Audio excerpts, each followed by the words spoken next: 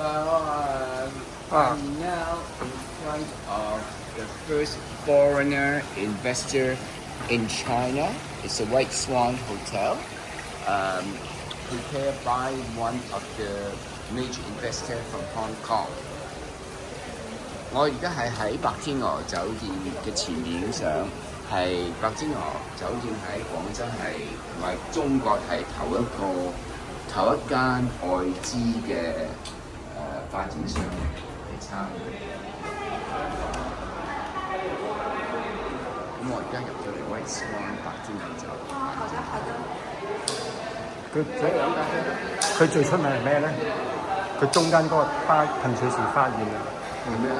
嗰個噴水池花園有假山，就呢度。可以飲咖啡。有你飲唔飲得起？嗱，到呢個。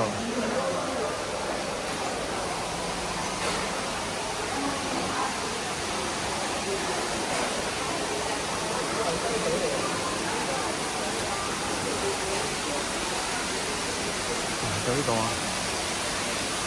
佢呢個噴泉叫故鄉水。